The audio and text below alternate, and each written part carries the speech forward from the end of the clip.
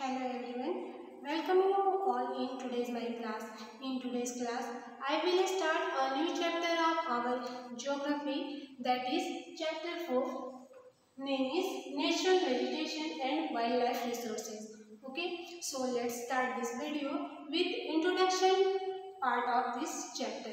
So introduction of this chapter is the people who stay in different parts of the world lead different lives according to the places climate and land variety.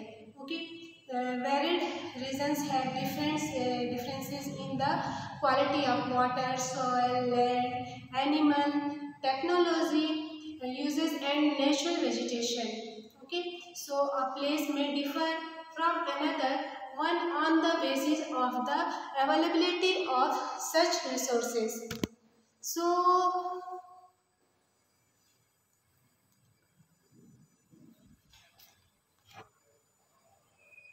we know very well in our earth there are different kinds of plants and wildlife all around the world. So, in fact, there will be so much differences in plantation and wildlife in different uh, there will be so much differences in plantation and wildlife in different regions of the same country itself.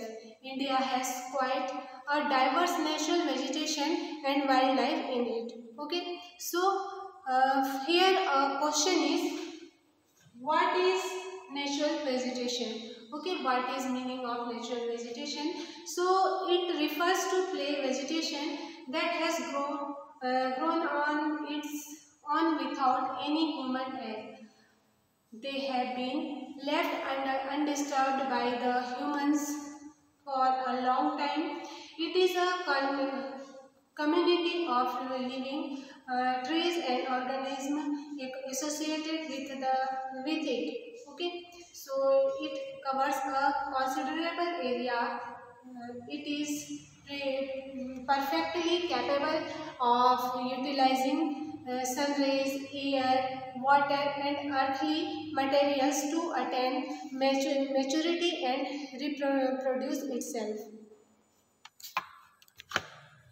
So, biosphere is a region that lies in a narrow zone of contact between atmosphere, lithosphere and hydrosphere.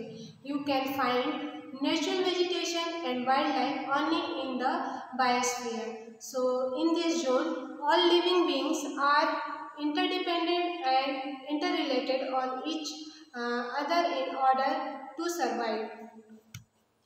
So, this system of life supporting each other is known as the ecosystem.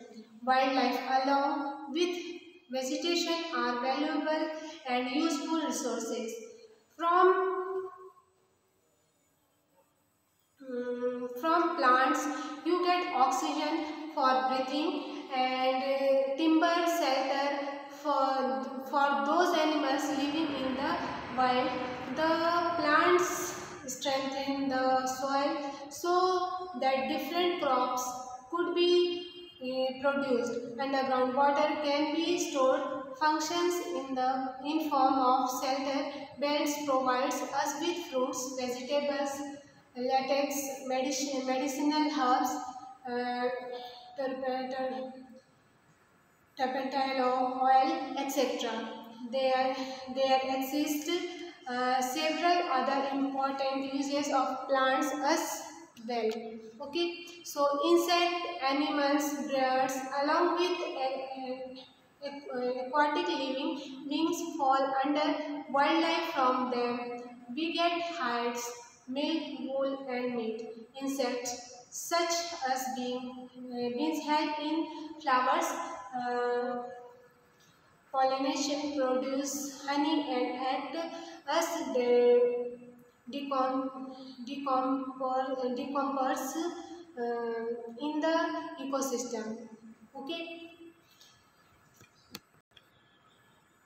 so they are an example of scavengers. They are one of the important cleansers of the environment. All animals, irrespective of their size, are important in maintaining balance in this ecosystem. So, about natural vegetation, it's referred to plant vegetation that has grown on its on without any human aid.